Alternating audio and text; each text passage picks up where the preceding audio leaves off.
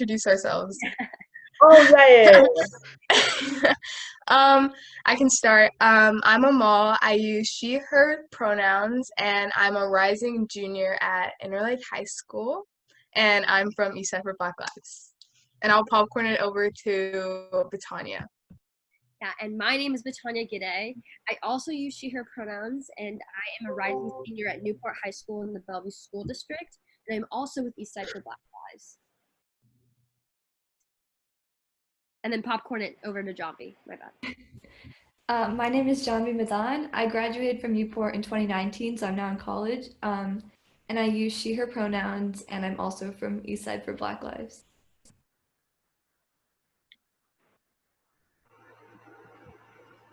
Dude, I'll popcorn it to Omar. Hey everyone, my name is Omar Fajiri. I'm an incoming sophomore at UW. I use he, him pronouns, and I am also an organizer for Eastside for Black Lives, and I will popcorn it to Leah. Hi, I'm Leah Gazebo. I use she, her pronouns, and I'm a rising junior at Sammamish High School in the Bellevue School District. And I think that's the end of our popcorn chain, right? Okay. Now we can get started. I can go ahead and get us started. To kick us off, we wanted to share with you guys one of the anecdotes that was submitted to us by a student here on the East Side that stuck out to us on the issue of policing. It says, I was a straight-A student involved in many activities around the school and my community. One random day, I was accused of threatening to come and bomb the school by a white peer of mine because I'm a brown kid. I was pulled out of class 2 minutes before the end of the day when this allegation had come out 5 hours before. The school principal and vice principal were saying that I should just admit that I had said that I was going to bomb the school, which I had never said. They held me for about 2 hours and then took me to the room with the school resource officer who was questioning me as if I had actually said that. It was only after all of this that they had called my parents. If I hadn't stuck with my truth, even when the principal and vice principal were telling me to admit something that I had not said, I know that I would be in a different place right now. All the school did was cite the student who made this false allegation about me and use his mental health condition to override the entire situation.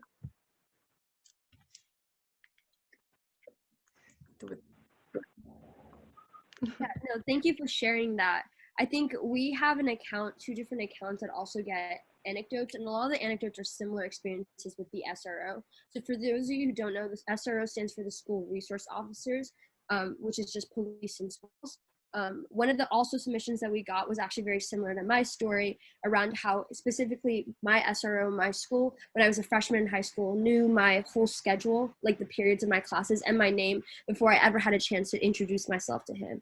And throughout my experiences for the 4 years of high school, those were similar experiences of SROs following Black students to bathrooms, following them to their lockers, following them through their classes, helping them get to classes, following them to parking lots, which seems normal at this point. But as I was reflecting it when we had this conversation in development around SROs, we realized how much of that looks like police surveilling and how much that looks like criminalizing young people before they even get a chance to do anything in our schools. So, and it's also such a dangerous thing because, you know, when you get caught by a police officer doing something wrong, you know, you get records as young people. So as we were looking at SROs, those were a lot of the submissions that we get. So that being said, you know, we asked you to look at the RCW around police in schools, and I know Representative Ty, you co-sponsored that RCW, but probably all of you, as I'm listening to your intros, have worked or passed laws that include some kind of implicit bias training. So that being said, how have you personally seen the implicit bias training be effective, and how have you ensured or measured the effectiveness of the training? Asking from a student who's never taken an implicit bias training and doesn't really understand how you measure how effective it is in schools. So if anyone feels free, who's had experience implementing that, does anyone feel free to respond to that? Hey, it's Amy Whalen. I'd like to talk about this, but not necessarily in terms of the implicit bias training. And I hope this is okay, but when I was, my sister passed away and she left me with her 15-year-old son. And I don't mean left her son with me in a bad way, because he's a really good boy. He's a gay young man, and came to me after my sister had passed away at their home, and it was very traumatic for him. And he went to Lake Washington High School, and almost immediately had some marijuana trouble. And I did not, I as I said before, I'm not a mom, I'm a stepmom. And so my nephew had some experiences with the school resource officer, and I just assumed that, and I was on the Kirkland City Council before, and I was the mayor of Kirkland, and I thought that the school resource officer was supposed to be a trusted adult. And what happened with my nephew is that he has type 1 diabetes, and his mother had passed away in a traumatic fashion, and he was in trouble with the resource officer, and they became part of the disciplinary process rather than being a trusted adult for him. And so he was sent home the first time by himself, and the second time the next year he was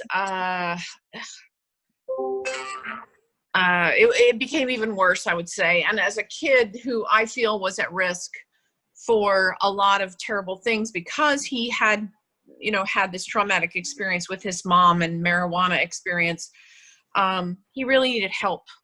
And the resource officer was not help. He stripped him, he searched him, he talked to him every day. He took his backpack and took it away. And this is the resource. I just feel very passionately about this. So pardon me for my getting excited, but I don't think that the resource officer system is working. And a kid like my nephew was very much at risk and needed help, and should not have been a target of the resource officer, but rather the resource officer should have been a person he could trust. So I don't know, it's not helpful probably to say that, but I just wanted to tell you where I'm coming from.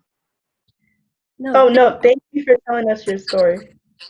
I would jump in and sort of just share with you the question at hand, implicit bias.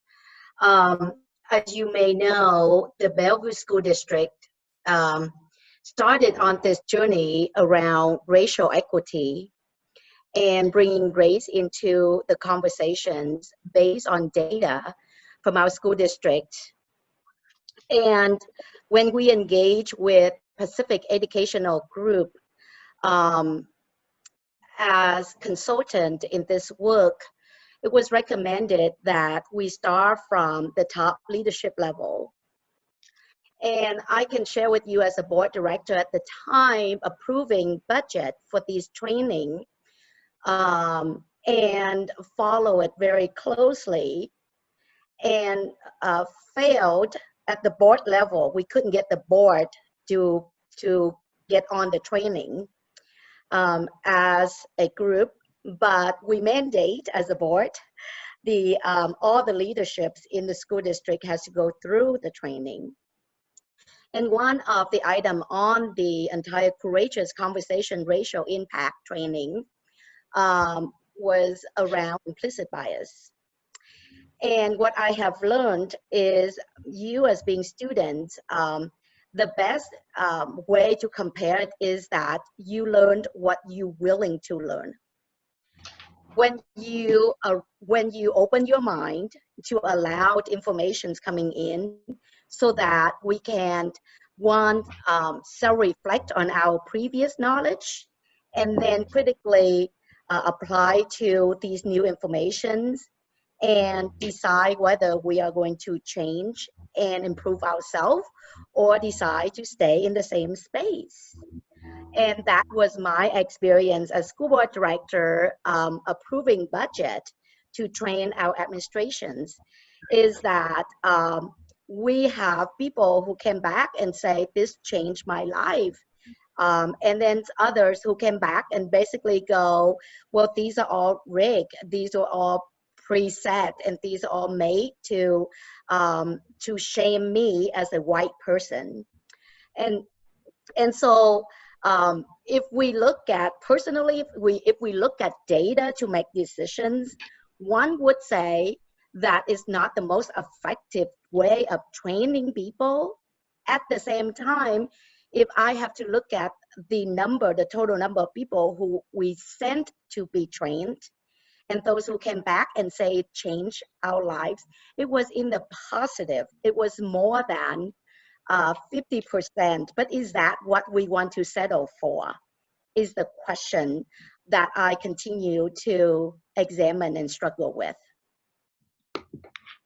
Yeah, that was a really good contribution, Representative. Thank you for sharing that. And I think that made me think too, on the flip side, you know, the burden for training oftentimes for specific police and schools as well falls on departments not independently on districts. The one that you're talking about around courageous conversations for the Bellevue School District and how they kind of engage with implicit bias training is not the same training that even our own police officer gets and serves our school districts. So I think even when we think about the larger issue of implicit bias training, you think about the people who shot George Floyd in Minnesota, or the killers of all these other people like Trayvon Martin, all received that same training, right? The implicit bias training, but you still see the aftermath of those trainings. So I think the question becomes back onto the issue of police and schools, you know, how can we feel safe in an environment where we have an armed police officer that we know does not have adequate training to protect us and to feel safe?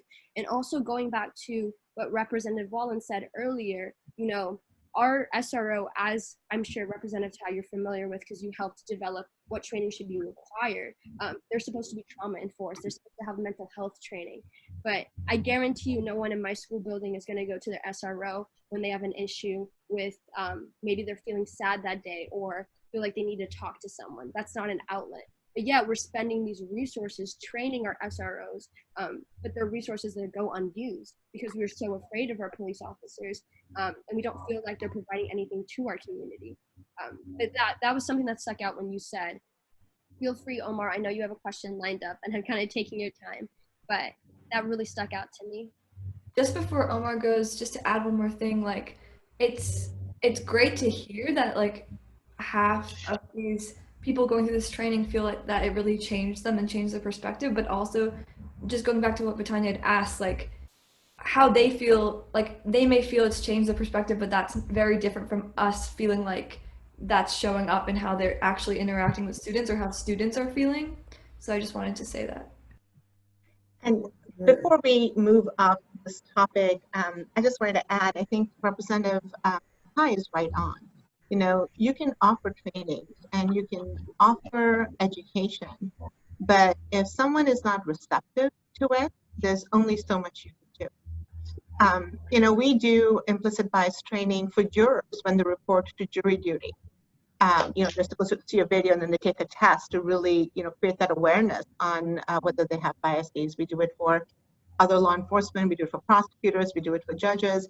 And at the end of the day, it is as good as the manner in which people utilize it.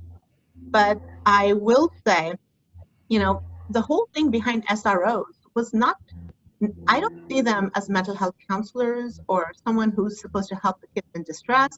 A lot of this conversation, especially around SROs and the need for them in our schools, came about because of school shooting. You know, there was the scare that, oh my goodness, someone is out there going to kill our children, and what do? And hence you had this big rush to get SROs because the adults in the community felt, oh well, we'll have someone there to protect our children. Clearly not the best use of those resources, and we can have a whole conversation around violence and gun violence. But I think it is important to recognize the background of why we have so many SROs in Washington. And can I just jump in real quick? I just wanted to say that yeah, implicit bias training varies around the country, the programs that they have. And I'm not familiar with what they had in Minneapolis, but I'm originally from Minnesota, and you know that there were problems with that police department way back when I was in college with the racist police officers. But I will say that the time to do that training, I think, is way before they become police officers. It's like when we're in, you know, K through 12. quite frankly. I think that's really when we need to have this training. And I know I've served on the board of the ADL, the Anti-Defamation League, and they have a program called No Place for Hate, which is a voluntary program that can be adopted by schools that does this very thing. And it's been very effective. And it's you know, the students are the ones that invite the program in, the students are the one that runs the program, and the students are the ones that enforce the program. So I really think that's something I'd like to see statewide in our schools, because I think when you're talking about biases, we all have them. I mean, you know, in the small town that I grew up in, and my nephew had just a horrible experience with an SRO there, ended up with a felony conviction as a, you know, he was certified at 15 as an adult, and it was a prank gone awry, and the whole thing could have been resolved with restorative justice and all of that. But be that as it may, these problems occur in every community. And that was a community where the only diversity were the Lutherans and the Catholics, okay? So the point is that we all have them, and it's really important for us to be aware of them and be conscious about it. And the earlier we are, and the earlier that we understand that we're all part of the human race, you know, I think the less we'll experience these issues. So for what that's worth, that's my input on this. I think that that's a really good point. I would like to just set some baseline here. SROs are available in cooperation with the local police department. They are generally people who decide that they want community policing rather than other kinds of things, that they generally are interested in what goes into being an SRO, and they decide that that's the career path that they want rather than doing something else. One of the things that I do as chair of early learning K-12 education is to tour the state and make sure, you know, after session, I visit all the 9 education service districts. I talk to teachers around the state, children's, citizens, everybody you can think of associated with school systems. Not every school has an SRO. Many schools choose not to have SROs. Some schools say that, and not the school, the principal, the superintendent, the students, whatever. They don't say we love our SRO. They say Joe is great. He's really there. He knows everyone's name. He's a good guy. You know, he's somebody we can talk to. He follows up if something goes wrong and I have a problem at home. You know, he's a person I can talk to. In other cases, obviously, they are people who have absolutely no interaction with the kids on any level. They stand there. They're not approachable. They don't seem to interact. But it really is a question of whether the school board decides that they want to spend money on this resource or not. And so there's something that can obviously be done if you have an SRO that isn't, you know, kind of working well and an asset to the community and an asset to your school. And clearly you're having an issue with the interactions in the Bellevue school system. One of the things that they do have special training, in addition to being a police officer, they're required to take certain training. And some of the bills that we passed recently talk about de-escalation, being able to understand what's the difference between somebody who has got a real foul mouth or somebody who has Tourette's. I mean, to understand the kinds of things that you're looking at. One of the things that we did recently was to make sure and spend money on making sure that all schools personnel are supposedly, we put the money out there, I think this is an ongoing thing, but they're supposed to be, have threat assessment training. Because as Senator Dhingra said, we're very concerned with the over 105 kids a year who commit suicide. And understanding that when something happens in a school largely, and following up on this, we find out that somebody knew that something wasn't right, but didn't know what to do about it. And so we felt it was really important that if you see something, not just an SRO, but if anybody if the person in the lunchroom, if the person, you know, kind of at the front desk or whatever, sees some, you know, some kids who's, you know, just really having a really hard time, maybe could use a little help.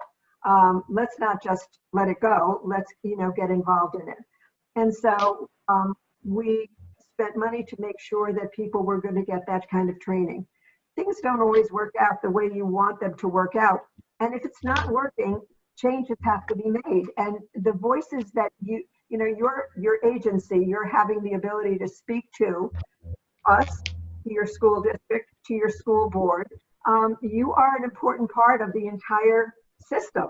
And you have every right and should exercise that agency by telling the system that this is not working and making sure we have, you know, we can do certain things, but your school district decides whether or not they're going to pay money to have this person there. And if it's not working, that person should not be there, whether it should be somebody else or not, or nobody. You know, it's you that can help make the decision for your particular district. And I would urge you to do that. I'll make a quick comment about the training and also who is the right messenger. The research shows that police officers can be trained in de-escalation, in implicit bias. They can be trained all day and all night. But if they misbehave and are not held accountable, that's what makes the difference. It's accountability. So if a law enforcement officer in the school does not treat a student appropriately and there's no consequences, doesn't matter whether they've had implicit bias. Implicit bias training may be helpful, you know, for any of us, but accountability is much more important. But I'm just thinking everything that Senator Wellman just said about the problems in schools that need to be addressed by trained mental health professionals, not by law enforcement officers. And so the resources used to deploy police in schools, and it's not just the police, you know, it's the vehicle, and it's expensive for the local jurisdiction to pay for it. Really, we need way more counselors than anything else. The other, so they're not the, for instance, the DARE program. I don't know if you still have the DARE program, you know, the anti-drug program is, research shows it's associated with increased drug use by adolescents because law enforcement officers are the wrong messengers, just like parents are the wrong messengers. It's peers in that case that are the right messengers, and sometimes a clinical, you know, white coat, someone who can talk about the effects of drugs. So you want to pick the right messenger, and in this case, we're talking about trained mental health professionals, counselors. Those are the right messengers and the trained listeners that we need in the schools, not law enforcement officers. Because bouncing off of what you were talking about with mental health counselors being more efficient than police officers, that's one of the biggest issues that we're finding with the SRO program. Because in our opinion, right, that the issue with the SRO program doesn't lie with the actions of bad individual SRO officers. We see it more as a systemic issue that needs to be fixed from like the core in. Because in the panelist chat, we did get a comment from MJ Carlson, and he was talking about how he went through bias training with Kirkland police, and the police that they talked to seemed to not think that they needed the training because they already don't see race.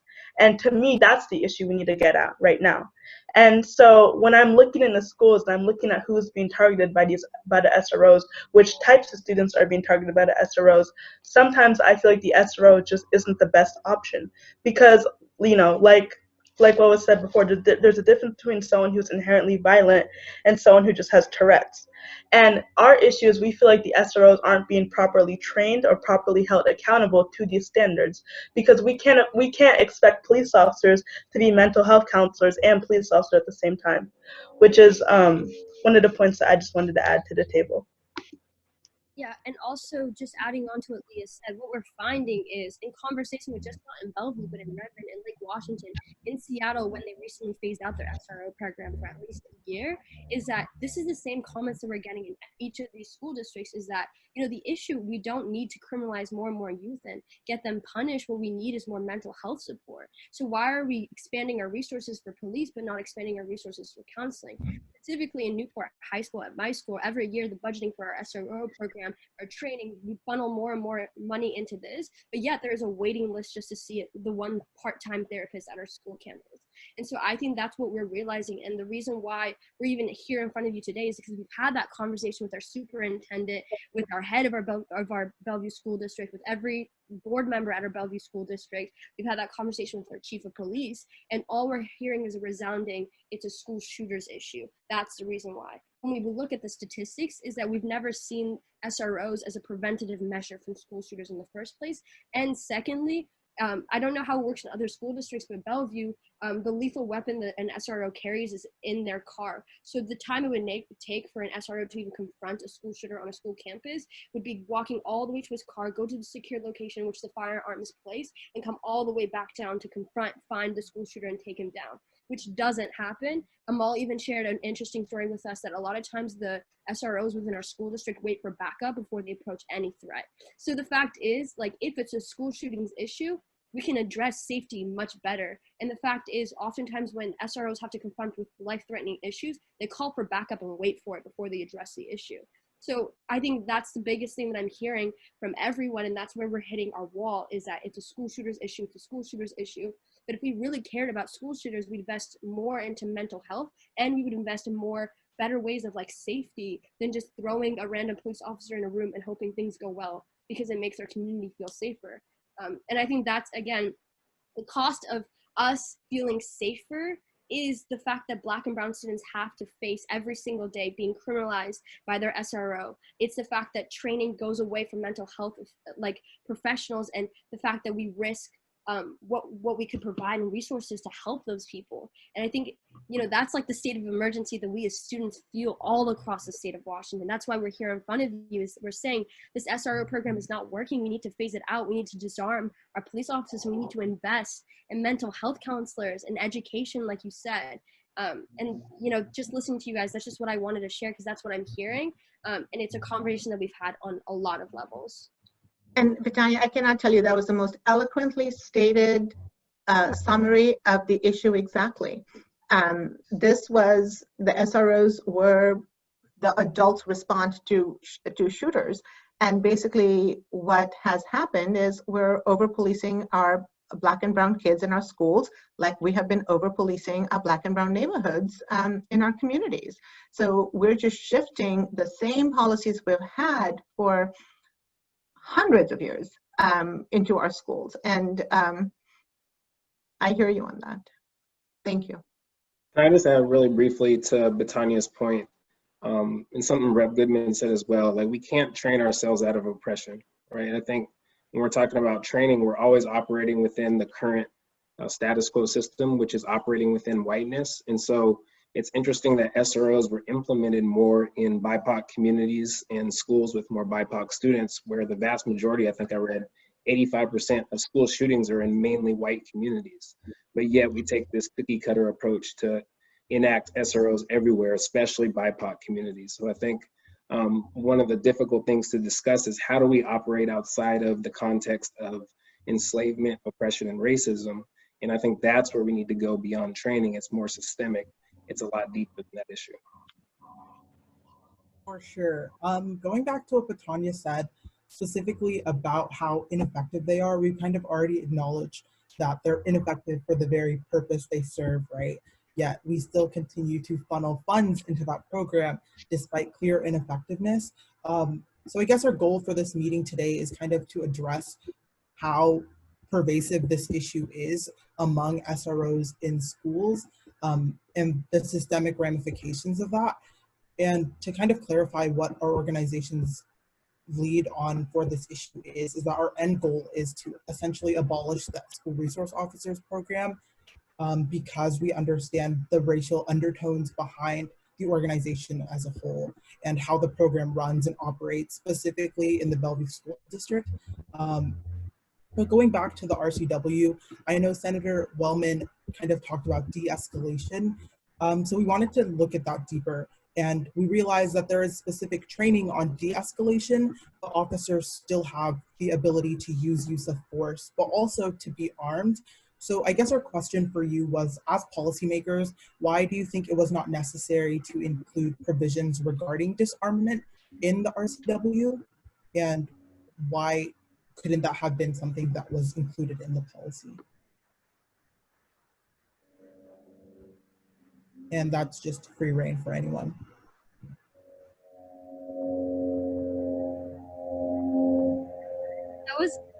That might have been like a lot to take in because I Yeah. saw different faces. Yeah. But I think what he's saying is just like, you know, why did you feel the need to not include that SRO should specifically be disarmed if school districts were to choose to opt in with the SRO program? Because we recognize that it's more of a contract between like the police departments and the school districts, but uniquely like you felt the need to include de-escalation, but not necessarily around like disarmament or use of force. So I think that's where the question is coming from. Well, if I may speak, I do believe, or did believe, because just because it says it doesn't, mean that that's what people do. But I did believe that use of force was very limited, and the use of policing of the SROs as a criminal policing agent. I think that that's not what is shown here, at least in the way it's written. Very specifically, it was very limited in terms of the bill that talked about that had anything to do with guns, because we absolutely did not want to open the bill up, which could have happened, to having to looking at arming teachers. I mean, that was part of the discussion that was going on at the time that we, kind of looked at this. So specifically, it was not to, let's not have any discussion about changing that. I would also have to say that I would ask whether or not WASPIC, which is the organization of police chiefs and sheriffs, makes the decision about, and Representative Goodman, you can probably speak to this better than I, but I'm assuming that it's a relationship between the police chief, the local police chief, and who he assigns to that position, or who he promotes to that position.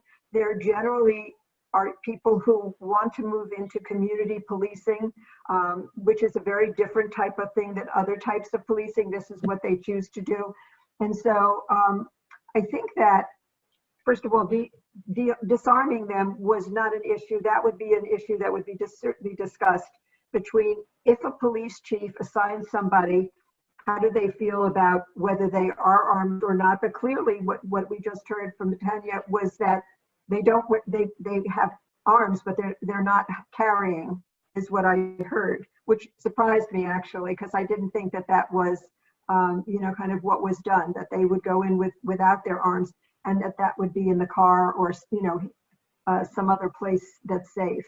But obviously that is one of the ways that that it can happen. I do feel that we heard that this is a local issue. One of the things that is sometimes very frustrating about how we do education in the state of Washington, not everybody does it this way, but that there is local control. So there's certain things that are done at the state level, and then there's local control. And so each district is making the decision as to where to spend their money. I would totally agree with you. I had a bill for more counselors, because I absolutely believe that that's what we need to have in the schools, and much more so than we do need to have SROs. But that's a choice that's made at the local level. And in some cases, they want it. They want to be able to have that choice. I don't know if I'm speaking to, Leland. Okay. Sorry, Roger, I'm just going to jump into this place, and I don't know the process in the Senate, and so I can't speak to the Senate side. And I think this was in 2019 session, my very first year, with Representative Ramos and Representative Callan and Representative Whalen as well.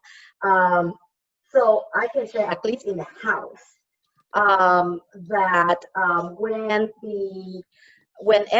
SROs was being presented as part of the negotiations of the bill passed called School Safety, which put out funding to have a sort of navigator at the educational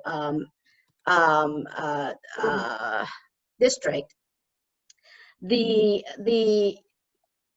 I wanted to renegotiate the definitions of an SRO. And as a freshman, I definitely was not invited to the table. And when it broke the dam was when SRO was negotiated in the House. I don't know about the Senate again. When SRO was included in the legislation called Keep Washington Working. And Keep Washington Working was a bill, I believe Senator Wellman is the prime sponsor in the Senate. Yes. Keep Washington Working was a bill with the intent to protect marginalized community, with the intent to create room and space for marginalized community to live. And SRO was negotiated to be in that bill. And I would say that my House colleague would remember that I want to make that change to that definitions of what SRO is. An SRO, as defined, school resource officer. It does not have to be a police, and it does not have to be someone in uniform, period. And Senator Wellman, that is where the state can make change. That is where our work gonna be focusing in, because we control that conversation. We control that definitions that now sitting in our policy, and that give the local government room and space to interpret it and negotiate it, and we cannot allow that. I'm glad that we're having this conversation, because right now the definition of what an SRO is broken, because they were implemented into these schools to keep the students safe. But you know, any basic Google search and anyone who is in these schools can know easily that they're not keeping us safe from any school shootings, because their weapons are in their cars. And a school shooting can happen in less than 60 seconds. And, you know, the SRO may not be there to stop it. But what we are seeing with these SROs is we are seeing hundreds of thousands of Black and brown youth being targeted, being followed into bathrooms. And if, say, they're congregating in groups in the hallways, they're more likely to have their bags searched. And a lot of the times, these interactions aren't even documented, so there's no accountability for those SROs.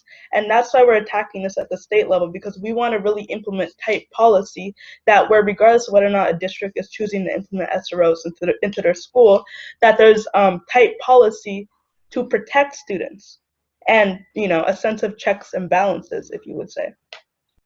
And I mean, also, in addition to that, that's kind of why the Oversight Committee existed in the when you all reformed the RCW to include it. But I mean, if we talked before the oversight gets to be implemented, because that comes in this new school year, that's when a lot of schools are choosing to create stakeholders in our community to review the SRO by the end of the year. Before then, I guarantee you, in Bellevue School District and in talking with Lake Washington school districts, the only people that were really looking at how the SRO program was doing was, like you said, I think maybe it's Senator Wellman earlier, where you're talking to these school administrators or these principals, and they're telling you, yeah, Bob, the SRO officer, is doing great, is doing fine, but really that informed decision comes off of maybe surveys from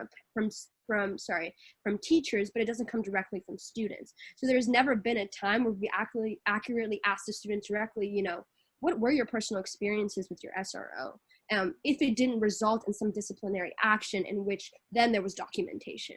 So if there is no documentation on our everyday experiences that are being accounted for too, we can't sit here and say that these problems really argue with these narratives of young people that are saying our SROs are dangerous for us on our everyday experiences. So I think that is really what we're facing here. And, you know, I also hear you, Senator Wellman, when you say that the disarming questions maybe on the local jurisdiction, but phasing out the SRO program is something within your power, or like Representative Tai said, using wording in order to ensure that maybe it's not even a police officer that's instituted in schools. If I might have misrepresented what she said, but something can be done on that policy level where we can push SROs out and go back to what Goodman said around giving more resources and training into more counselors that we've all recognized as super important to include in our districts. So I think that we're trying to fit a square peg in a round hole here. We're trying to reform the school resource officer program to somehow make it work. And as Senator Dhingra said, the premise is to prevent school shootings. That hasn't happened. Representative Johnson has revealed to us that it's ended up targeting and harming kids of color.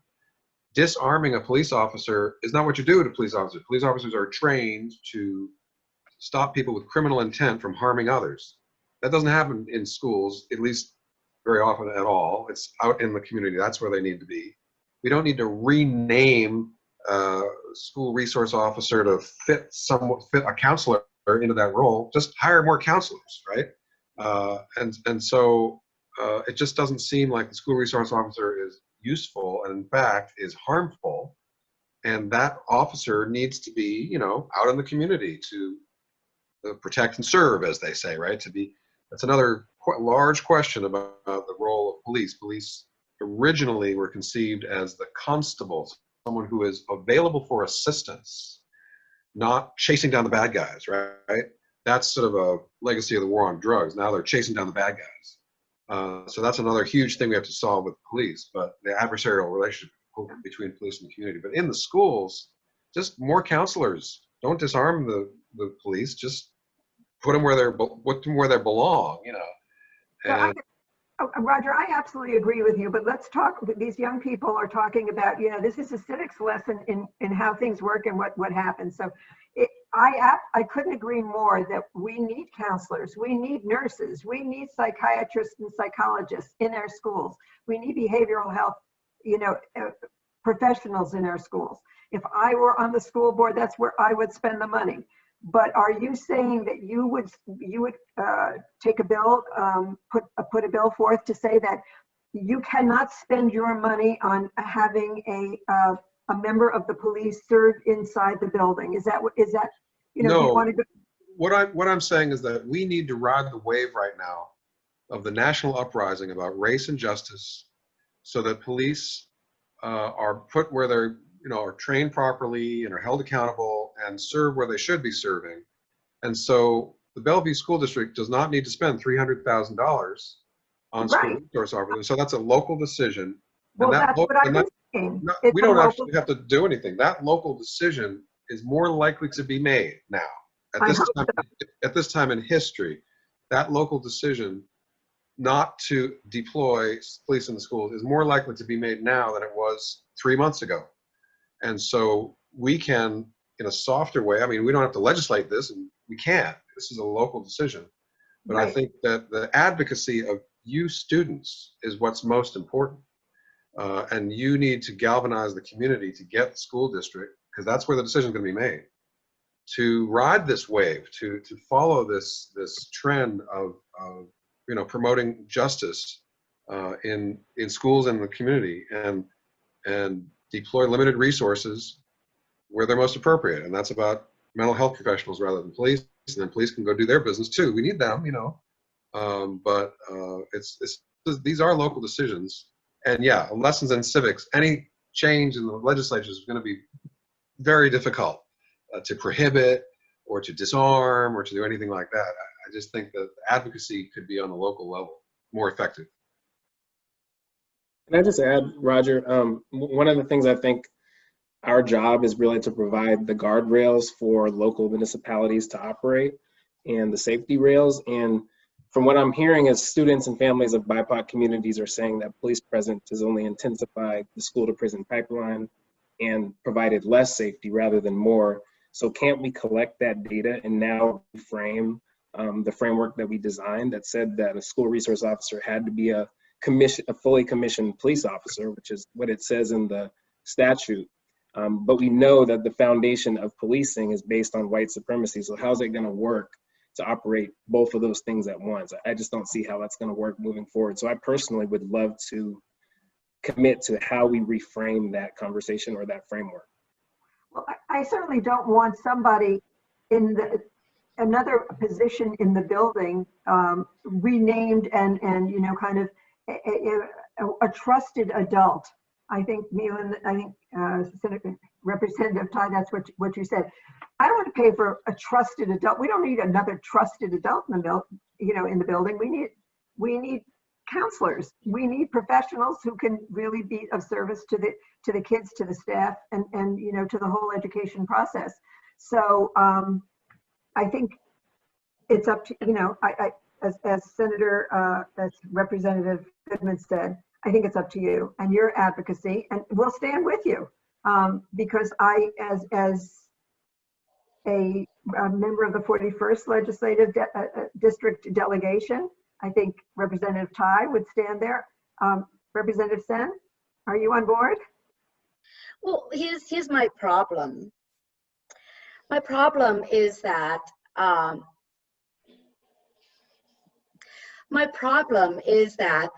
here are the youth in the Bearwood School District, like Washington School District, Issaquah School District, the East Side, rise up and advocate and met with those who in positions of power at the local level.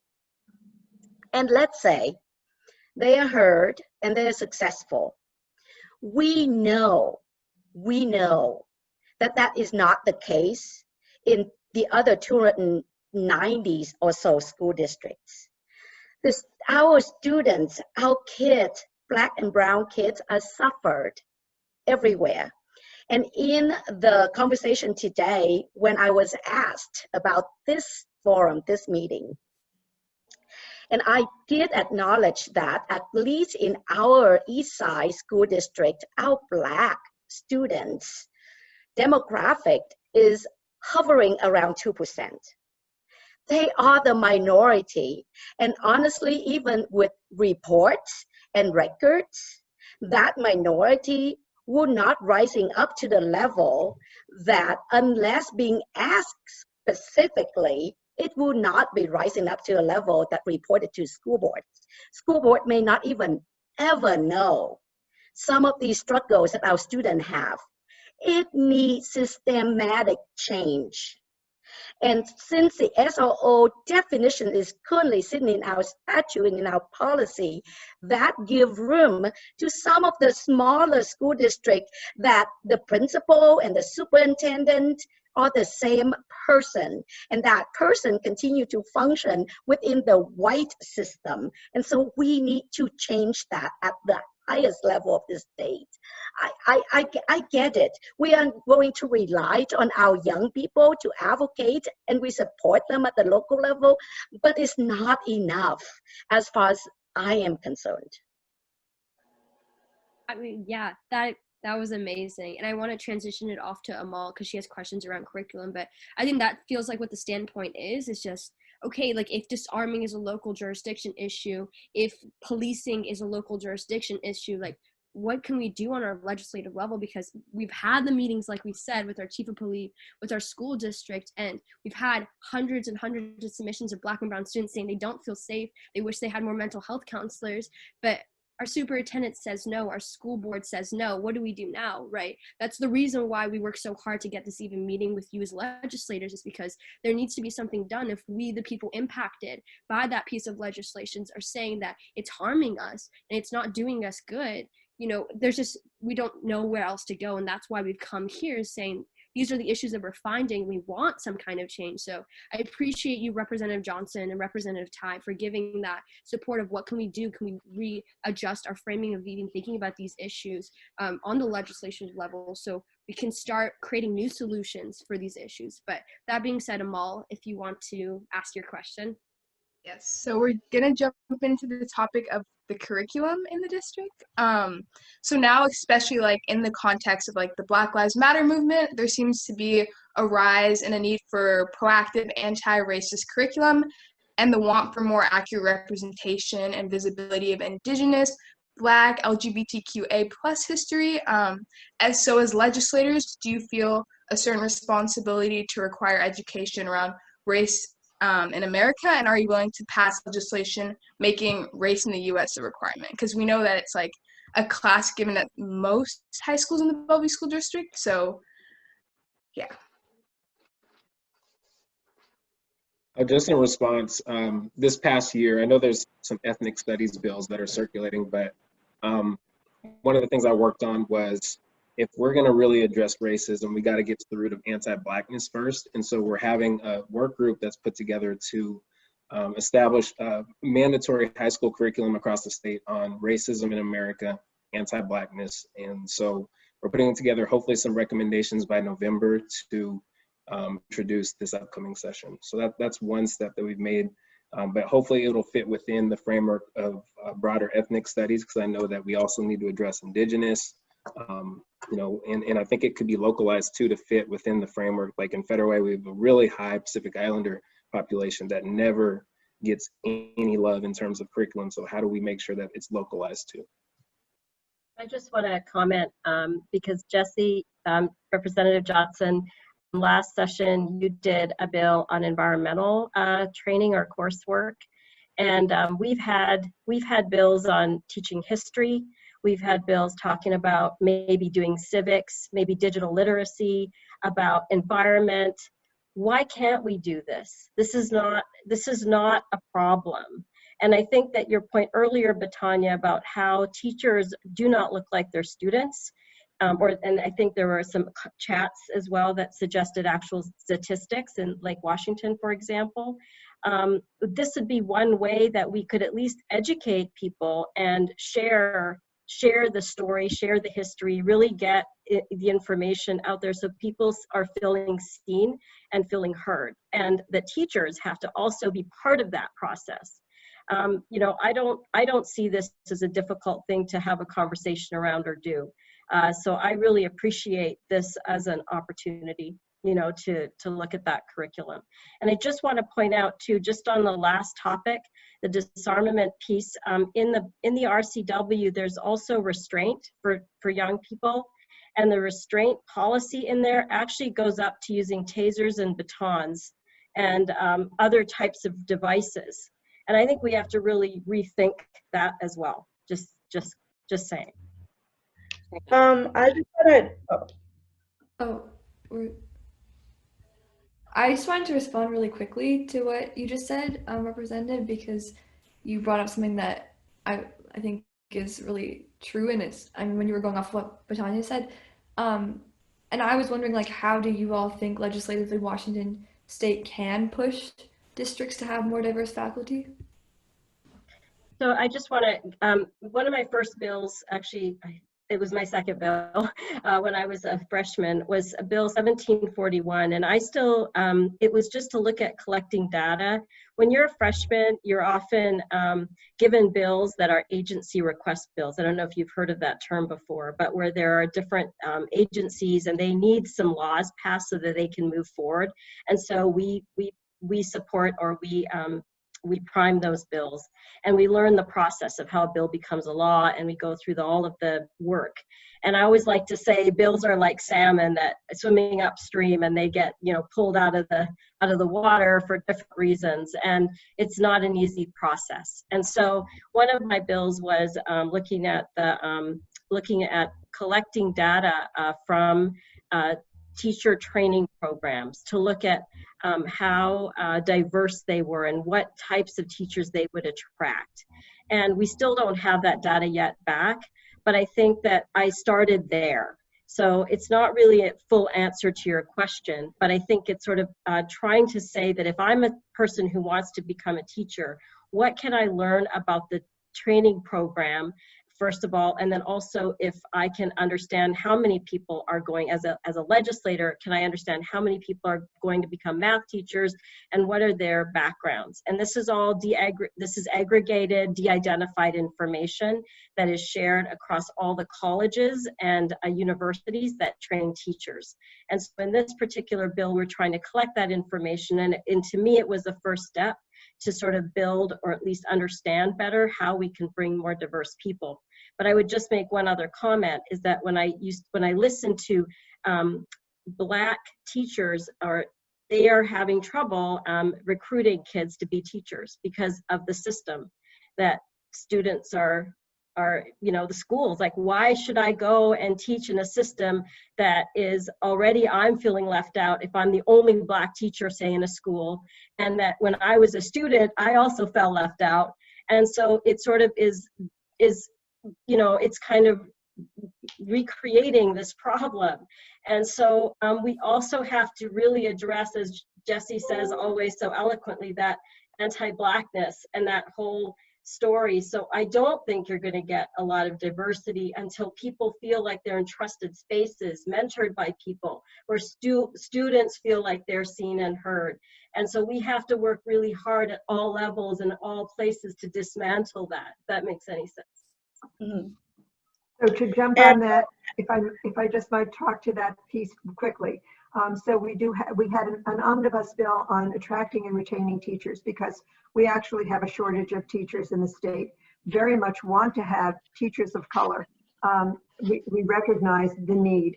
And so there is a program, and in looking into the data, which we collected quite a bit of, understanding that one of the issues has been, because the systemic racism has also impacted financially Black wealth, and therefore the people of color that were looking at the program often were excited about teaching, but often would drop out first or second semester historically, because they didn't have enough money, or they had to support their families, or et cetera. So there's a program that actually is highly incentivized to work with students of color who wish to become teachers. We want that to happen. But I also wanted to tell you that, to the point that was just made, is that it's really pretty awful to hear from teachers, Black teachers, who say, you've encouraged us to do this, and now we're in a situation where we're encountering trauma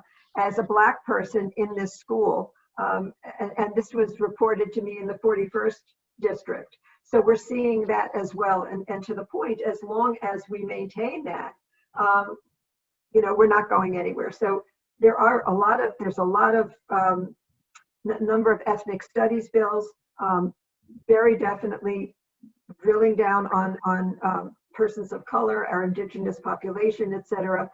But I think, to the point that Jesse made, we really need to drill down on Black racism as a specific issue, because it's unique. It's a unique issue. It is not the same as any other group of people of color in this country.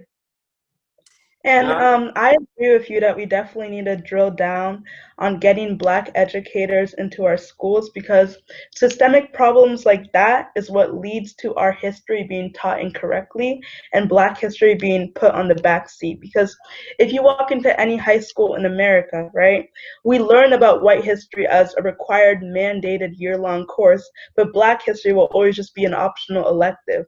And that's one of the issues that we're seeing, because in these discussions in social studies, we aren't training our teachers to talk about these things. They're not trained to really have in-grasp depth on how to connect history to the present, because so many of the issues we talk about the civil rights movement in the 1960s, and we act as if we're so far removed from those incidents, and as if those incidents were so long ago. But so many teachers have the opportunity to connect it to real life events and connect it to what real life Black students are really facing. But we don't see that connect in these classrooms, because it's just not taught.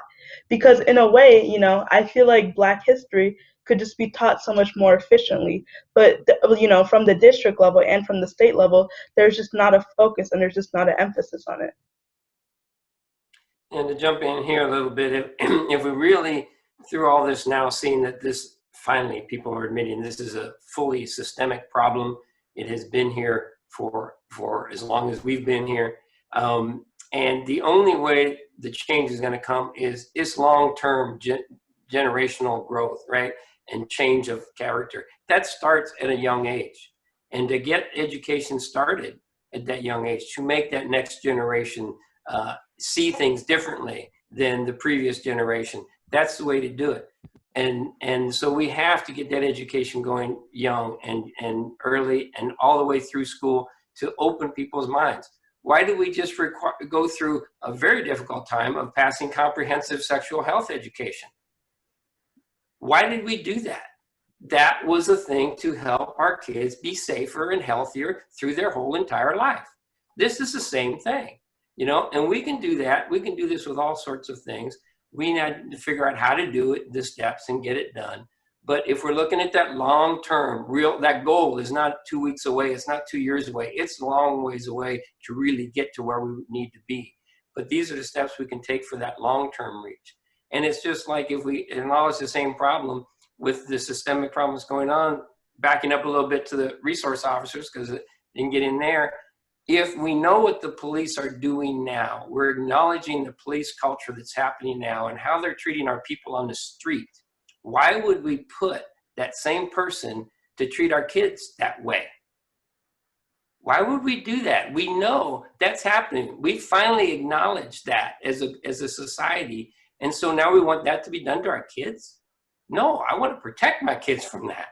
So we have to look at that systemic piece and say, no, if we have to do police reform, then we have to reform police before we put them in there in an environment with our kids. That has to come first before we do that. And just because some people have some fear of this shooting stuff, we have to get back to that. This is a long-term thing. It's not going to happen fast. We have to start as young as age as possible to make this systemic change and make it, you know, everlasting. We have to start now with that. And I think I'd like to help. Thank you. So as we wrap up this conversation, I think it's just important that we get an idea of commitments. It seems like most of this conversation has been surrounding, like, acknowledging that SROs are bad, police in schools are bad, but what are you committing to? I noticed one of the questions was, we don't want reform. We don't want SROs in schools. We don't want them to be trained before they're in these schools. We want them out of these schools. So are you willing to commit to getting them out of schools? Or what does that conversation look like? Because I really do want to leave this conversation with some concrete plans, as opposed to just leaving this as a long-term goal without having some solidified next steps.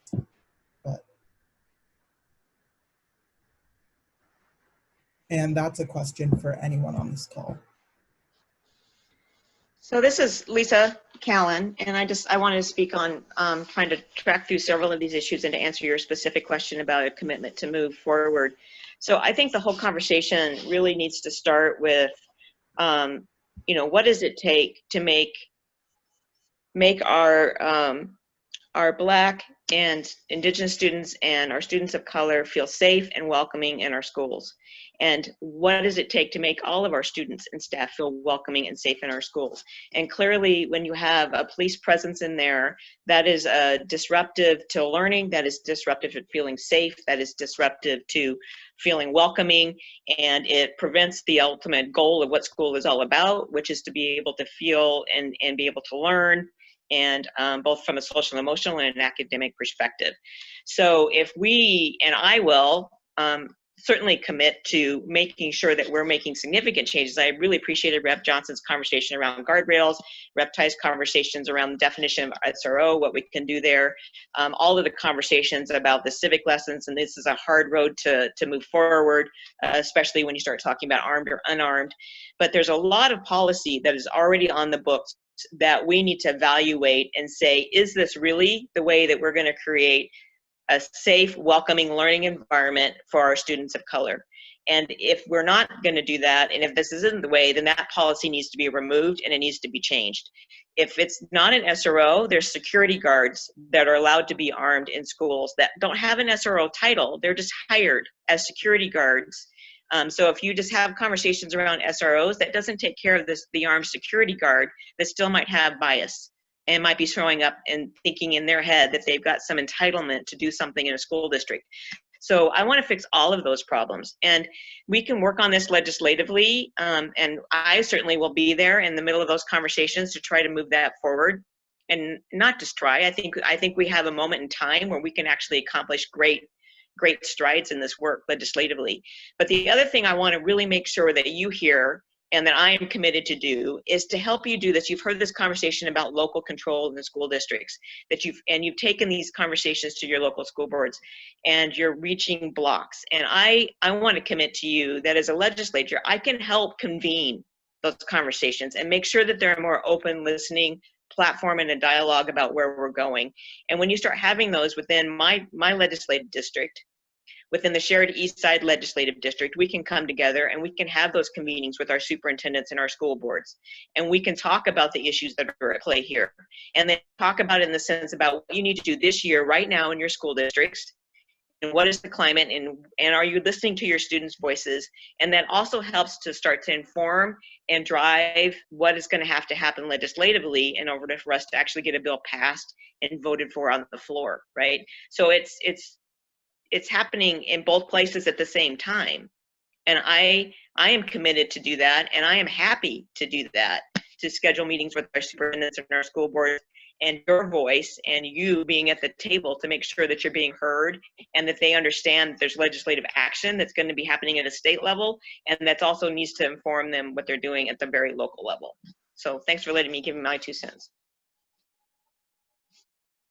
Just really briefly, because I know I've spoken a lot, but I think how do we reconnect back to what previous generations did with, and I think, starting the petitions is great. I've shared one in the chat that Federal started. They got King County Equity Now, Black Lives Matter, King County to sign on to remove SROs. And also it's really to redefine it. So it's now asking for schools to implement restorative justice officers in the building, which are not, they don't have to be fully commissioned police officers. But in order to do that, like we've been talking about, we have to change the state law on that as well.